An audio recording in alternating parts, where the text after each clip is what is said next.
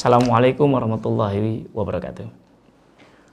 Ceramah Gus Miftah di Lampung yang menyebut PKS sebagai Wahabi dan karena itu sedang memframing Amin, bagian dari Wahabi ini menunjukkan sesat cara berpikir. Kita ikuti cara berpikir. Premis minornya adalah PKS dicitrakan sebagai partai beraliran Wahabi.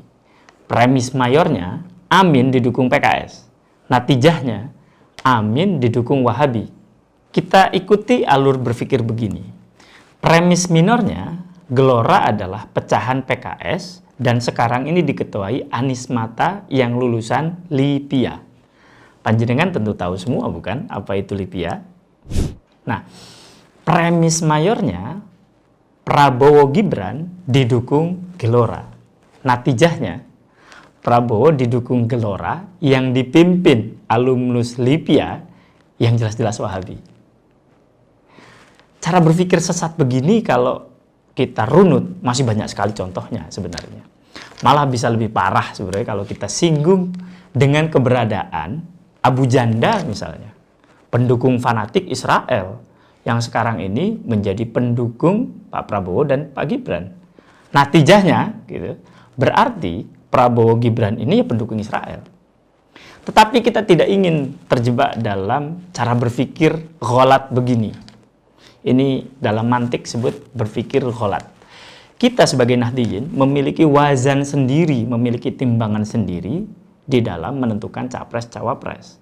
Minimal kita menentukan fikriyatan, harokiyatan, amaliyatan.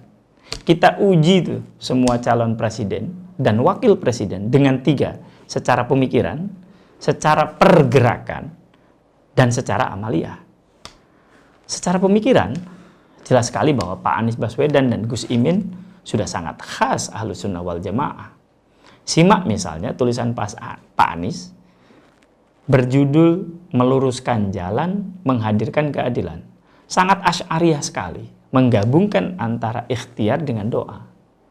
Sekarang saya ingin secara praktis. Silakan panjenengan semua cek ke akun YouTube NU seperti TV NU dan ketik di sana siapa capres-cawapres yang sekarang ini maju dan lebih sering tampil di TV NU dan memberikan substansi, bukan hanya berkunjung. Artinya, bila bicara substansi, berarti pemikirannya sudah sangat selaras dengan NU. Pak Anies sangat sering sekali tampil di TV NU. Gus Imin, nah kalau terkait Gus Imin saya kira sudah tidak perlu lagi dijelaskan keaswajaannya. Bahkan beliau itu sudah aswaja, sudah SNU sebelum lahir. Gitu. Kedua, secara pergerakan rekam jejak. Pak Anies di Jakarta telah berkontribusi kepada NU secara konkret. Berbagai kegiatan di Jakarta melibatkan NU. Mulai dari pembangunan seperti di Transjakarta sampai kepada pemberian vaksin ketika COVID. Bahkan Ketua PWNU Jakarta mengakui bahwa dalam sehari dia bisa bertemu Pak Anies sebanyak 3 kali dalam agenda-agenda NU. Artinya sebenarnya keberpihakan Pak Anies itu jelas dan konkret. Selain itu, Pak Anies lah Gubernur DKI Jakarta pertama yang memberikan beasiswa kepada santri, kepada siswa madrasah di Jakarta melalui KJP+. Juga memberikan bantuan operasional melalui bantuan operasional tempat ibadah, BOTI, kepada takmir-takmir masjid atau musola yang hampir semua dikelola Nahdliyin di Jakarta. Kalau Gus Imin, saya kira tanpa dorongan dan desakan dari Partai Kebangkitan Bangsa, regulasi terkait pesantren, santri, mungkin tak akan lahir di Indonesia. Mulai dari hari santri sampai kepada undang-undang pesantren. Gus Imin lah melalui PKB yang memperjuangkannya semua itu. Bahkan saat ini banyak sekali agenda-agenda di bawah PCNU dan sebagainya mendapat dukungan dari PKB. Ketiga, amaliyah. Setelah menjelaskan 2 hal di atas, sekarang kita boleh juga membuktikan kepada Nahdliyin bahwa amaliyah capres-cawapres ini sesuai dengan kita. Kita tes saja bagaimana misalnya Pak Anies Baswedan menjadi imam sholat dan Pak Prabowo menjadi imam sholat. Dan bagaimana mereka ketika membacakan kunut. Atau kita bisa mintakan misalnya bagaimana Gus Imin membacakan khutbah atau Pak Gibran membacakan tahlil. Sederhana saja.